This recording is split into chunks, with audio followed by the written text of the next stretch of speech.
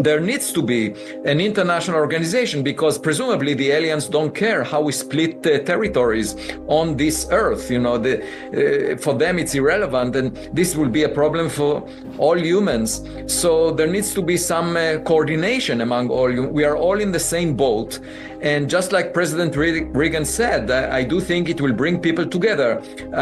When you have an external threat, people tend to unite. And that, in a way, is a messianic era. If you think about the arrival of the Messiah, maybe that will come from another star, in the sense that it will bring peace to earth among all humans. I hope so. I also hope that it will not endanger the future of humanity. And I hope that we could learn from any technologies that they might have that we don't have. We will learn about new science as well. Perhaps we need some outside universal threat to make us recognize this common bound. I occasionally think how quickly our differences worldwide would vanish if we were facing an alien threat from outside this world.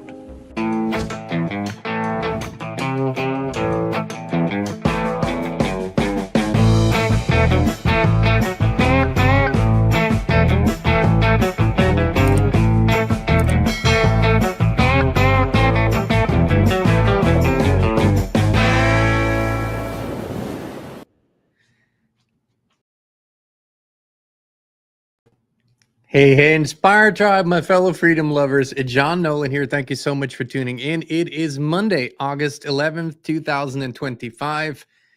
We're going out of the Matrix into Prime Reality. That's the mantra here.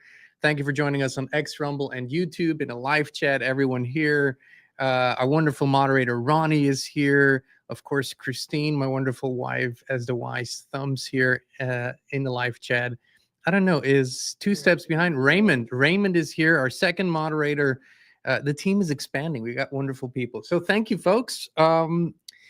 We are going to talk about 3I Atlas, this mysterious object, interstellar object, supposedly, allegedly, only the third one of its kind that we have recorded. And this is interesting because all three of these interstellar objects have been identified, I think, between 2017, 2019, and 2025.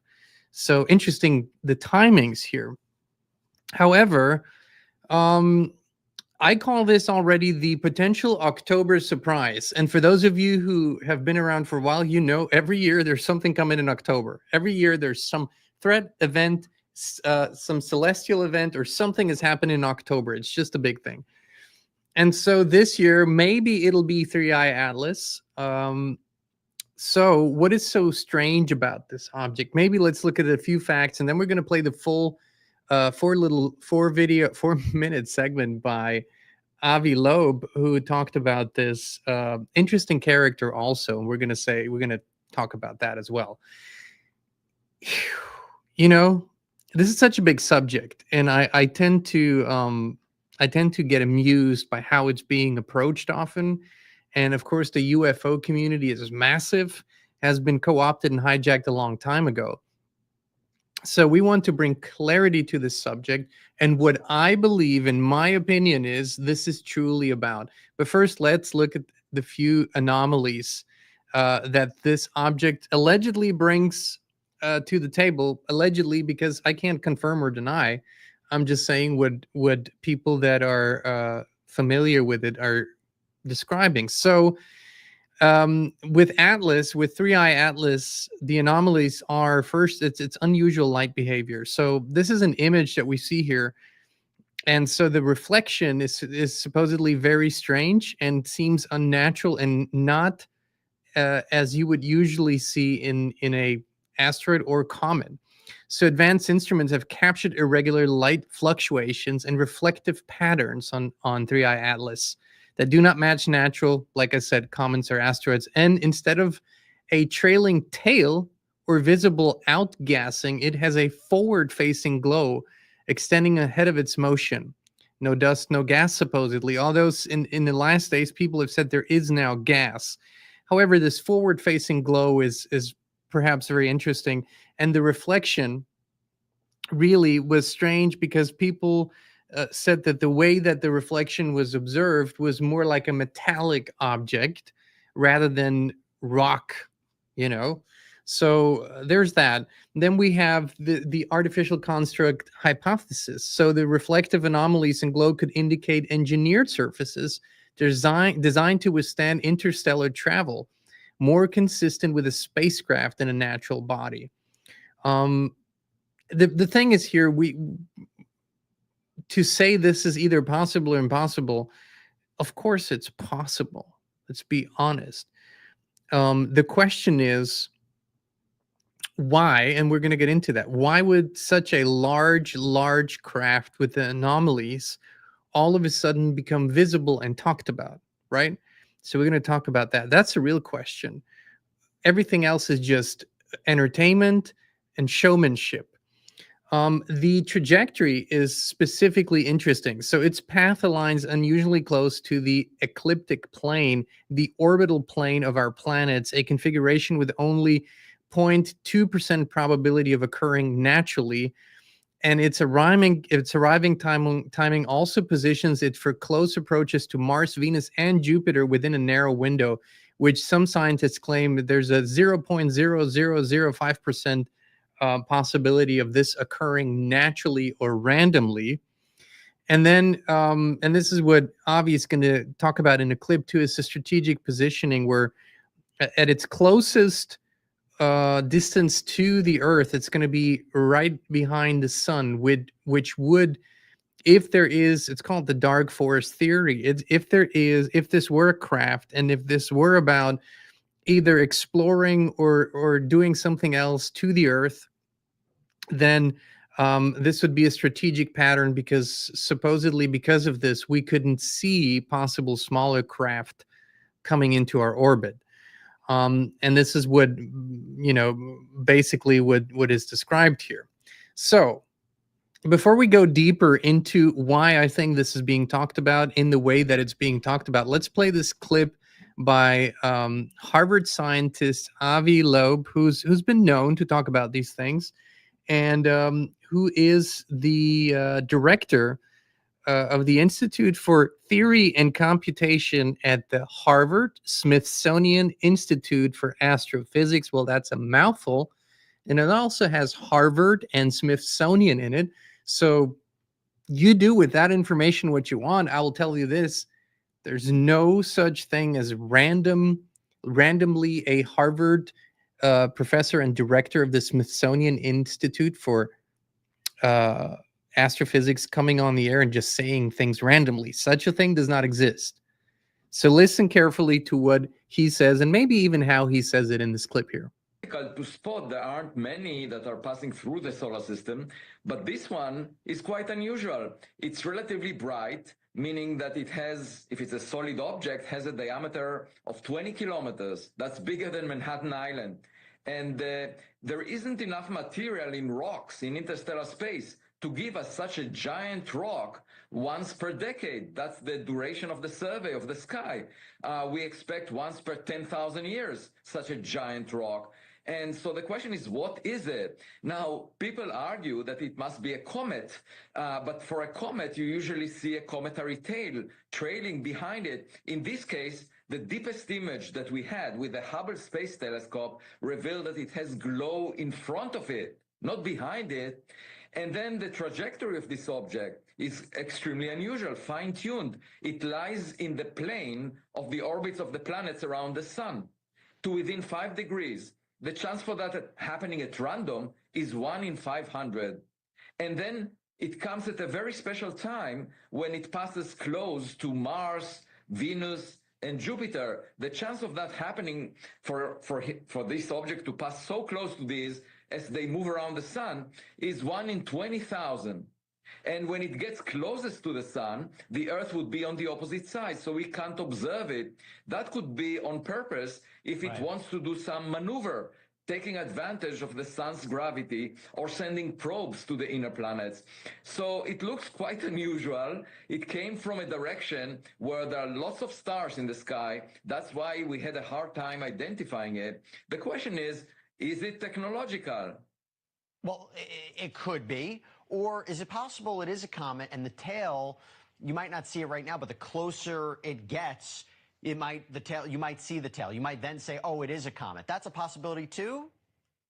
It is a possibility, but we don't see any trace of gas around it, no fingerprints of molecules or atoms. So the question is, does it really look like a comet? And of course, as it gets closer to the sun, it will warm up, and we should be able to see clearer signatures if it is a comet. I have a scale that I invented for the purpose of this object, where 0 would be a natural object and 10 would be a definitely technological object. I give it a 4 right now. Okay. And within the coming months, we might realize that it's actually a 0 if it looks like it's a natural object, right, or a 10. If it's a 10, then the question is, what do we do about it? And it comes closest to the sun on the 29th of October. It may well be that if we realize it's technological, the stock market will crash because there will be a huge uncertainty. What do we do? Okay, that's the question. First of all, A, what do you do to find out what it is? And B, if it is what you think, what do we do? Right. So the response has to depend on its properties and its intent. What is it doing as it comes closer to us?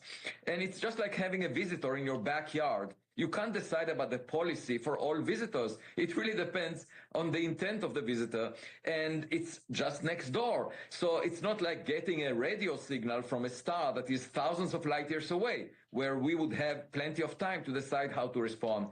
And I believe that we need an international organization that will make policy decisions about such an object. We are worried about existential threats from artificial intelligence, from global climate change, from an asteroid impact, but we never discuss alien technology. No, I mean this is now taken it to a different level. I don't really know what to say other than perhaps. I mean, we've spoken before. You've sold me on the fact we need to study this, and using what we have up there to potentially study this before it actually arrives or as it arrives. You make a compelling case, sir.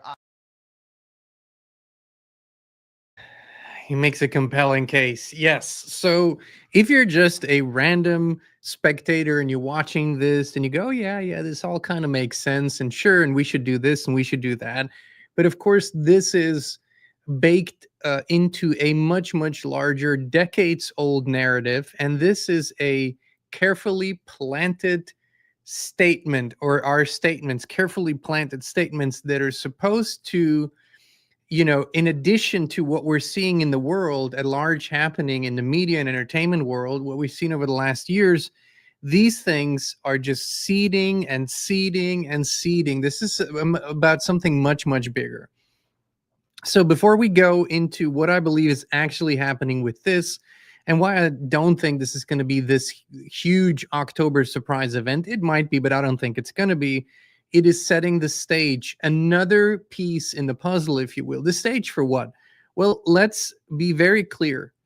The powers that are now weakened, but still very much active, they are weakened and they're getting weaker every day, with every single one awakening to their true potential, or, to their true power. They're getting weaker, but they are still there.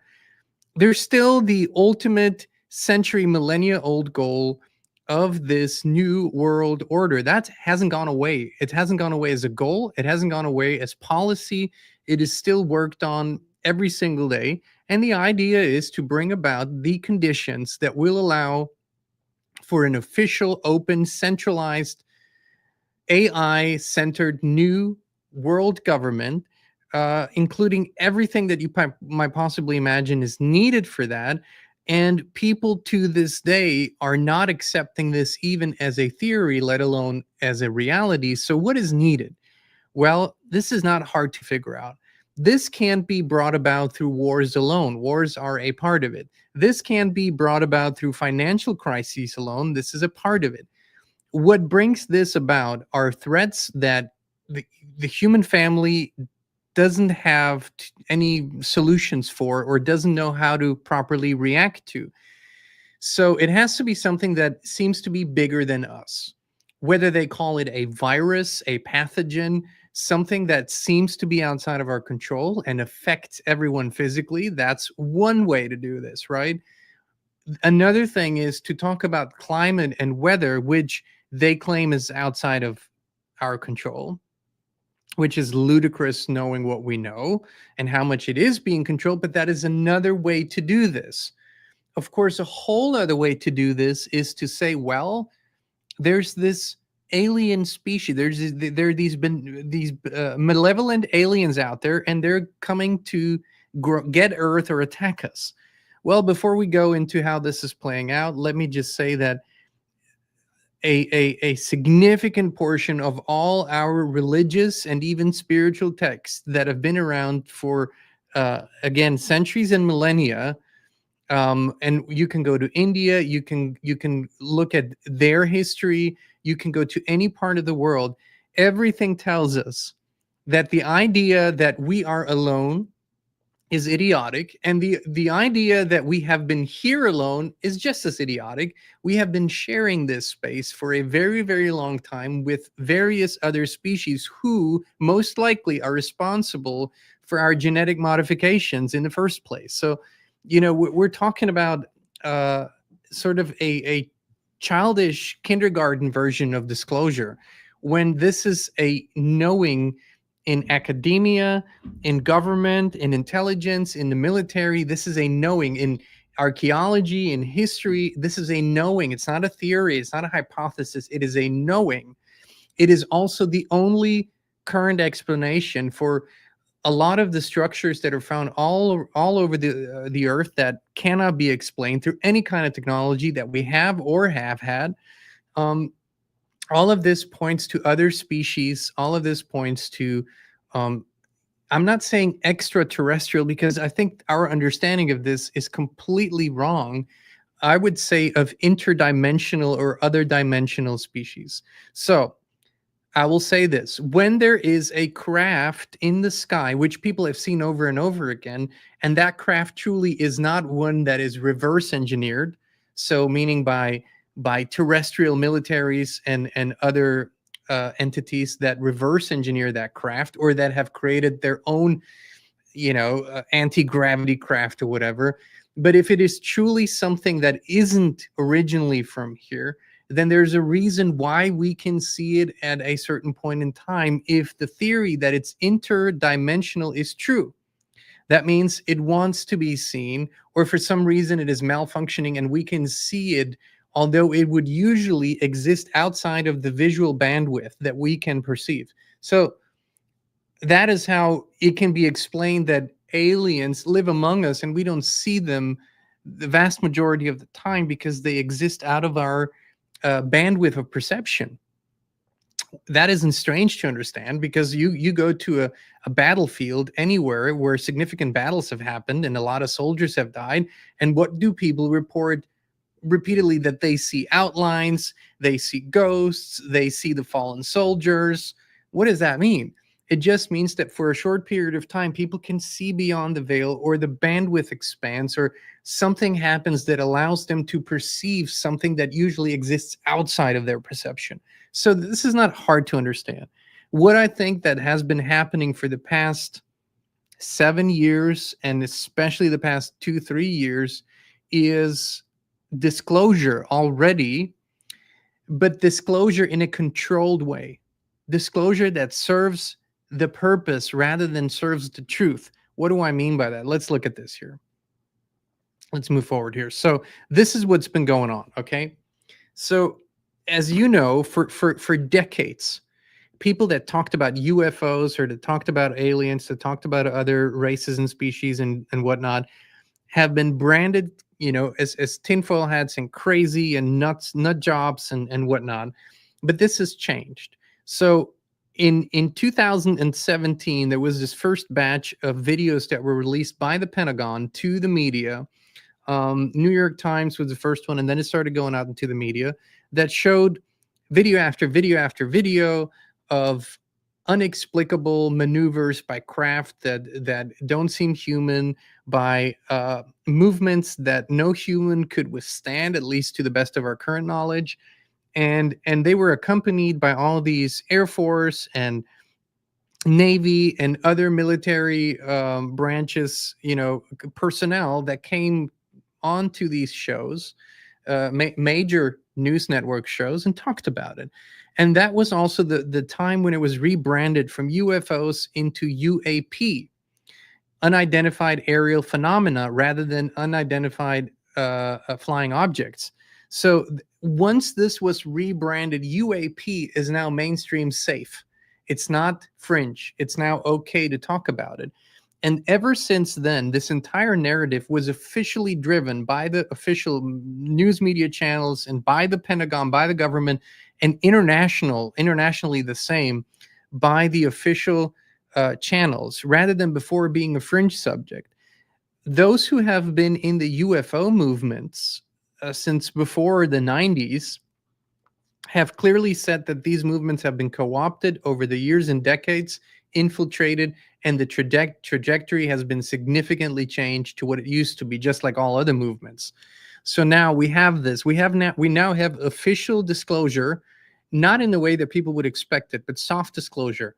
Over and over and over again, these things are coming up in the media and are being seriously discussed. And you have the congressional and whistleblower pressure of 2023 and 2024, where people went on the record under oath and talked about what was observed, what they had seen, what kind of documents they had seen or witnessed themselves.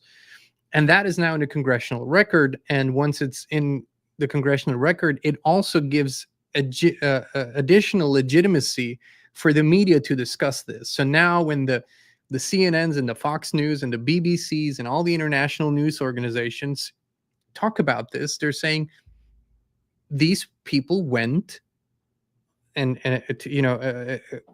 under in testimony under oath and talked about this. And then people say, like, former officials say stuff like, that the US runs a multi-decade UAP crash retrieval and reverse engineering program complete with recovered non-human biological samples. Well, duh, we've heard this from whistleblowers. We've heard this from Dr. Stephen Greer. Whatever you think about him, it's a different story. We've heard this from many people over many, many years. But it is now being confirmed from officials. That makes it legitimate in the public's eye and in the media's eye. So this all is orchestrated. I'm saying this again. None of this is random. It's not like people just got together and let's get on the record. There is an orchestration behind this. What else is happening? What I think is happening, that the public is being carefully prepared for future announcements and for official introductions. And it's going to start small, and it's going to be like, bacteria and stuff like that that's going to be found, or technology that's going to be released that supposedly comes from somewhere else. It's going to start like that. But it's not just that.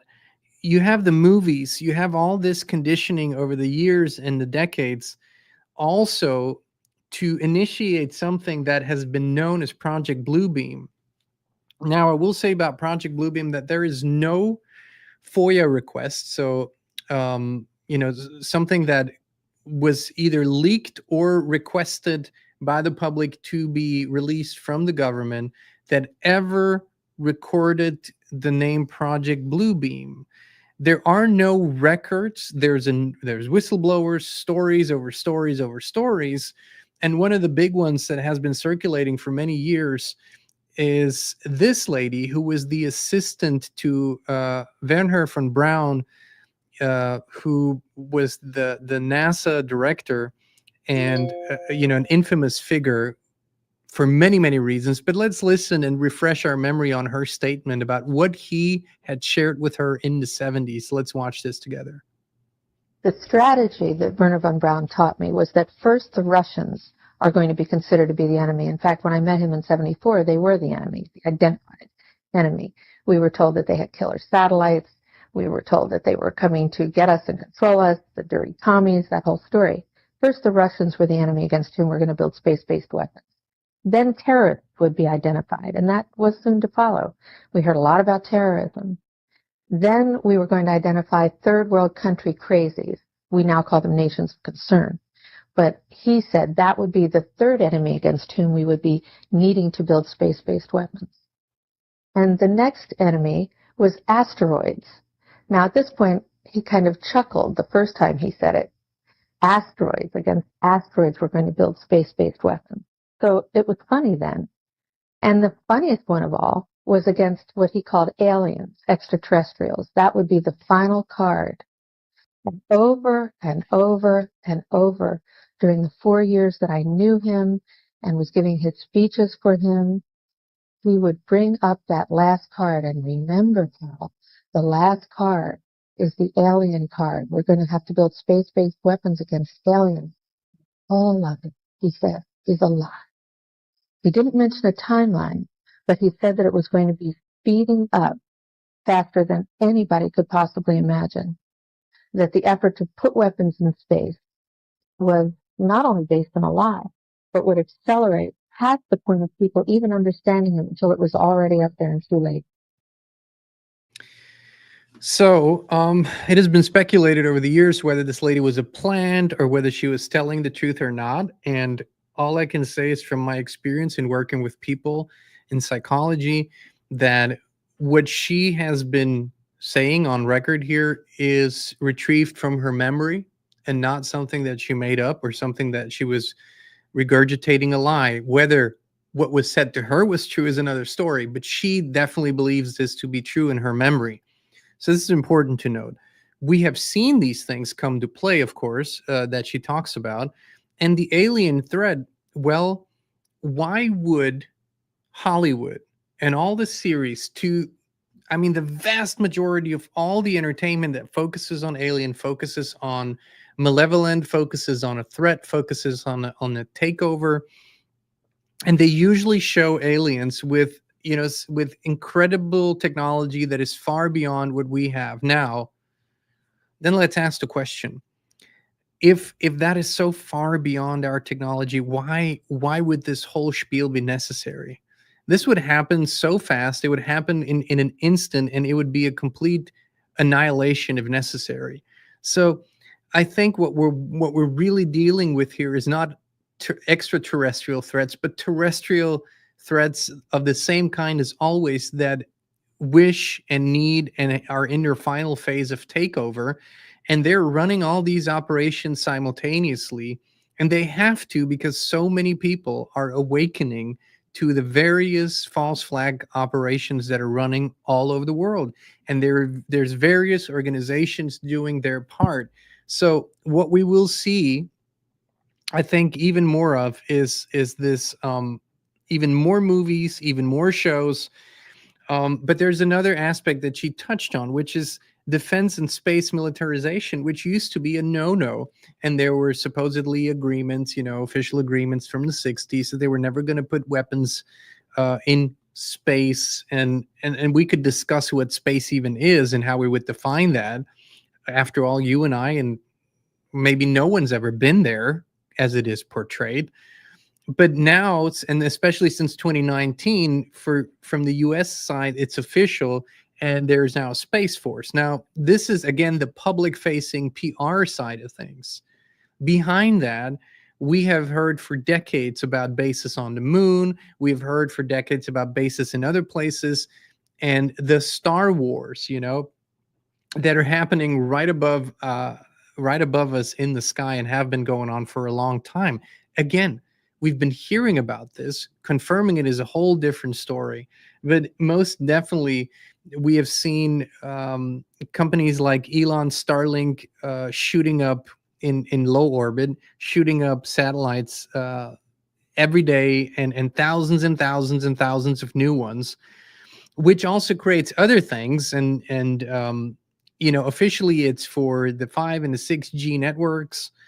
Unofficially, it's for more surveillance, and maybe unofficially, it has something to do with what is happening on the other side of these satellites. The thing is, we can't confirm this. So all the speculation that is going there is speculation. What we can confirm is coordinated actions here on Earth that all point to the same direction. I will say this again. If you look at how every one of these subjects is portrayed, climate change, by the way, a well-established fact, always has been. Nobody with a sound mind could ever dispute that the climate has been changing. That's that's nothing to dispute. What is being disputed is what is causing it and how much of human action has an impact on climate, not weather, not pollution, but actual climate trends that have been going on long before the industrialization, ice ages and tropical ages and all of that. So, but there is the climate narrative that clearly puts the human as the number one enemy in human activity.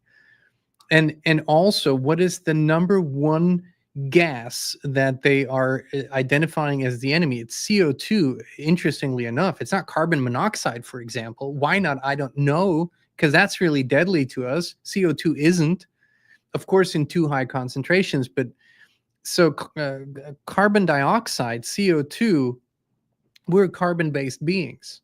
So we put ourselves at the center, being our main enemy, our own worst enemy, so to speak, and the elimination of carbon. Now, with that decade-long campaign, this has now resulted in many nations passing laws that literally restrict human behavior, restrict driving of cars, and very soon will lead to a digital database of carbon-producing activities. So where your digital ID will be connected to everything that you do. That's what they are putting out. That's not my theory. That's what they're putting out. And so every time that you purchase meat at a restaurant or something like that, your carbon footprint will be calculated, and you will get a score. And if you go beyond a certain threshold, your activity will be limited because there's CBDC, there's digital currency, and then you can't do stuff because you've consumed too much carbon, or produced too much carbon, I should say. So this is the one big thing, and that's already happening. Then you have, like I said, the threat of a pathogen that's being constantly put out there. And haven't we seen what happened in 2020? And this is the third big element, is aliens. And so this, you have to see what it's doing to the human psyche, what these movies and shows are doing, and how people are intuitively and instinctively reacting to the subject of aliens. Now it's less, oh, they don't exist. It's more like, shit, they're going to come and kill us, right? And there's a million ways of how they could do it because they're so advanced. All of this is the same strategy to make all these threats huge, to make all these dangers enormous, to make us feel small and powerless and fearful and worried, and to put the big organizations that are now not just national governments, but international organizations, to put them at a position where they're the only ones who can provide solutions for us. This has been the plan all along. This is what the Bilderbergers were about. This is what the Club of Rome was and is about. This is what the Council of Foreign Relations is partially about. This is what all these and many other and lesser known organizations are about, to bring this about. And this has not stopped. Now, with every single being that listens to this, realizing that there is an orchestrated thing going on, and that most of this narrative is complete hogwash, is complete horseshit. It's just a narrative, but it's being put out there every single day, and it is shaping how we think about ourselves. It is shaping how we think about the world, and it is shaping how we think about the people in charge and what they should do. Okay? So we have to, and this is fundamentally what we have to do, we have to bring this conversation back to here. This is what all of this is about. Understanding that when we stop believing that we're small and powerless, now that is already a huge, we put a huge dent in their whole operation. But when we actually start exploring what that means, rather than just thinking about it, then it's getting dangerous for them. And truly, the biggest thing that people have such a hard time accepting is that all of this is based on competing visions. It's all a competing vision. So what that means is nothing can be created from nothing. It has to be created from something. And what it is created from is first and foremost thought energy. So the energy of thought produces things if it is strong enough. So we're seeing competing visions, and the vision power that they have is fairly small. That's why they're using entertainment and media and politics and government to amplify their vision through all the technological means and literally project them into our minds. That's what's happening through social media, through TikTok, Instagram, YouTube.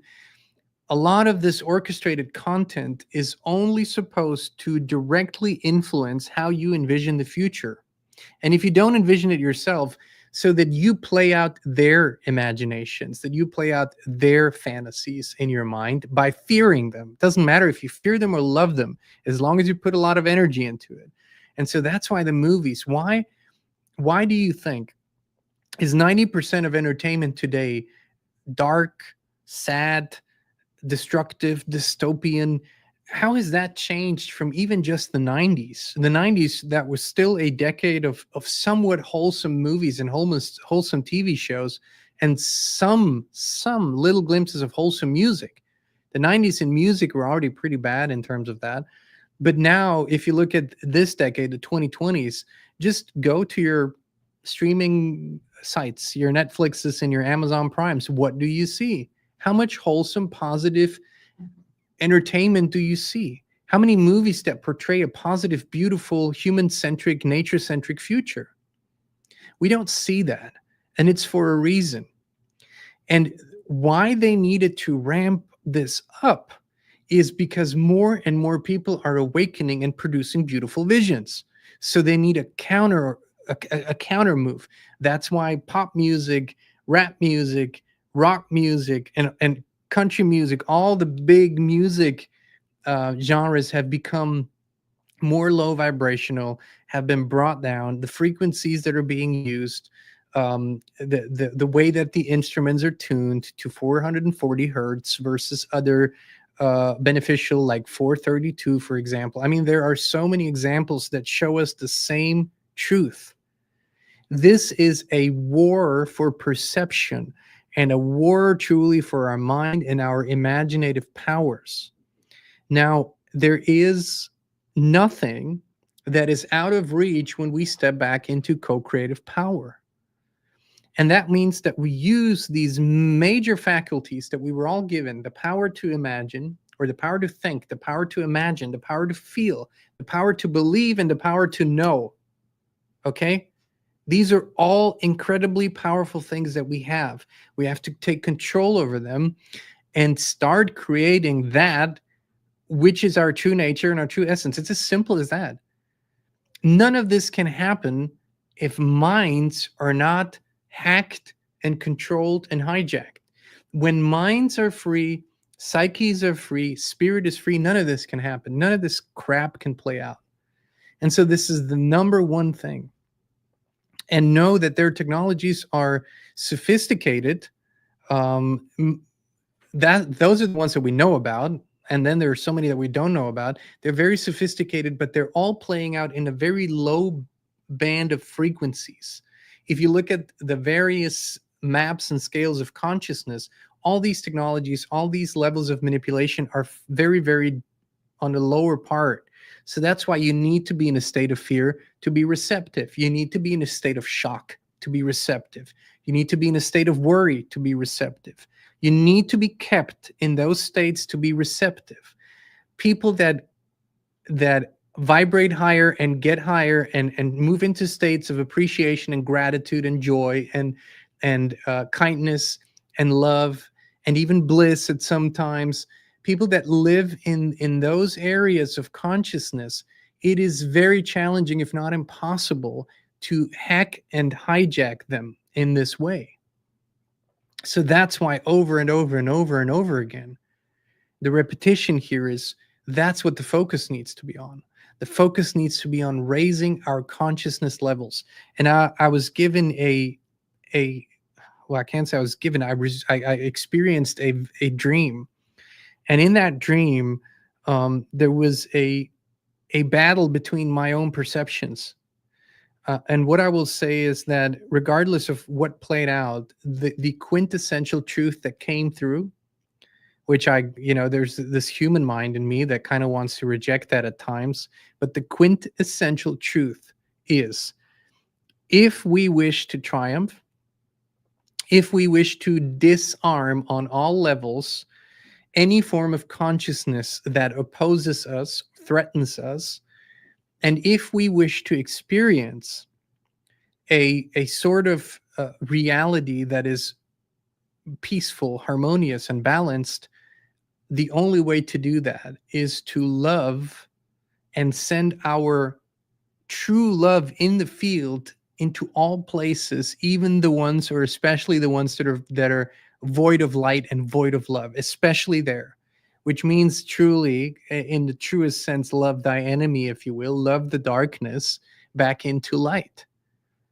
That is a strange and difficult concept for us humans when we are, and our loved ones are hurt and injured and killed.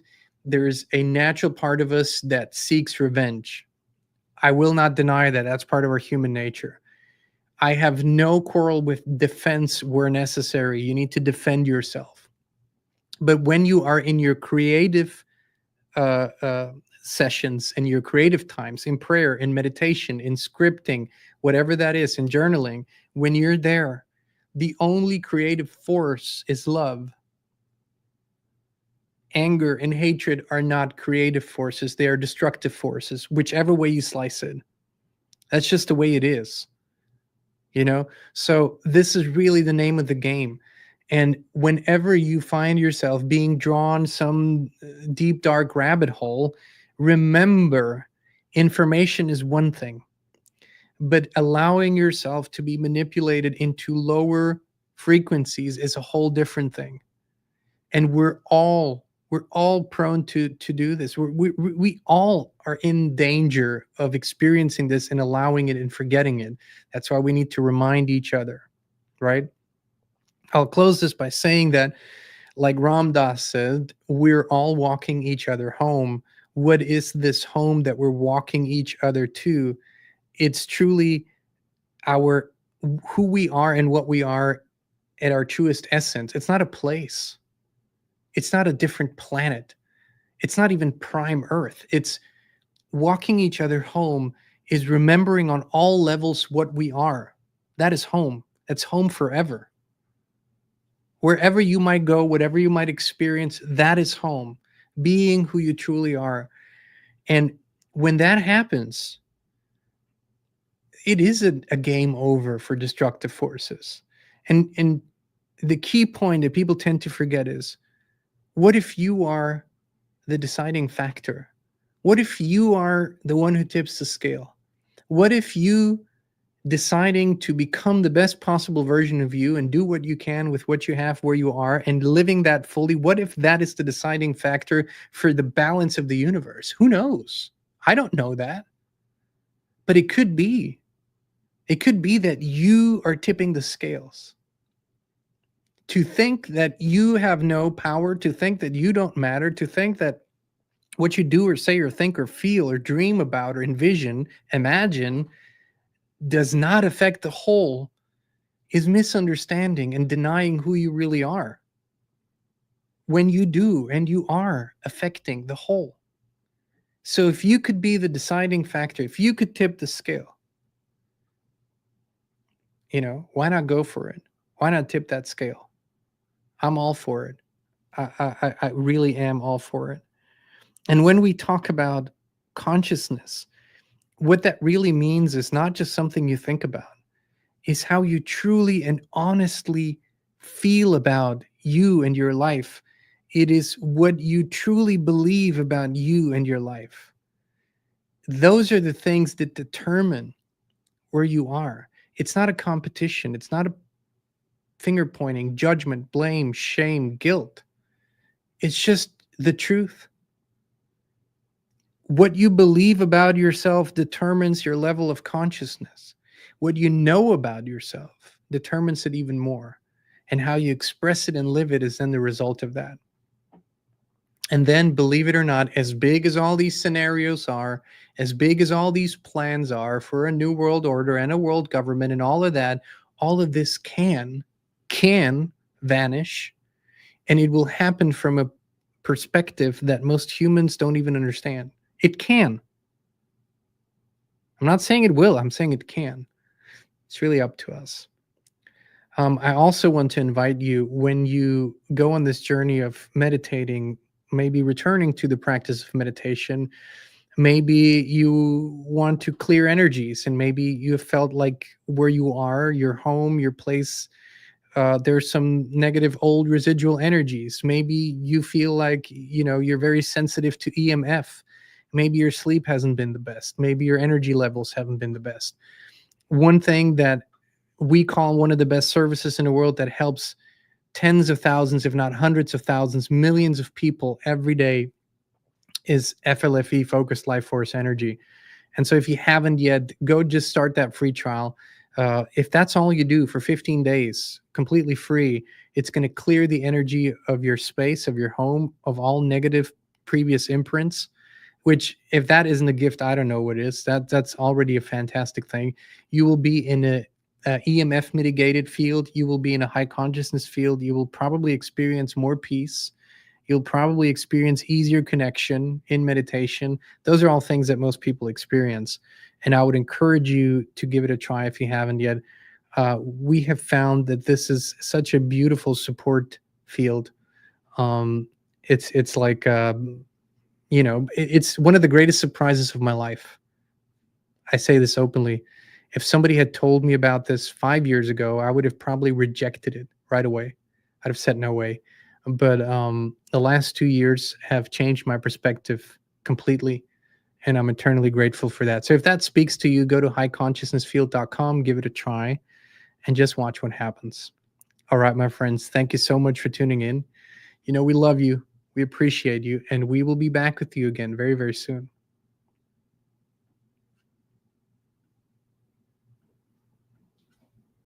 Your environment shapes everything, your thoughts, your health, your energy, but most people never question the invisible field they live in. We did, and that's when FLFE found us. It's not a product, it's a field of pure life force energy that lifts everything it touches. We now live in it 24/7, and we would love to invite you to experience it too. Start your free 15-day trial now. No pressure, no strings attached. Just the truth, resonance, and peace.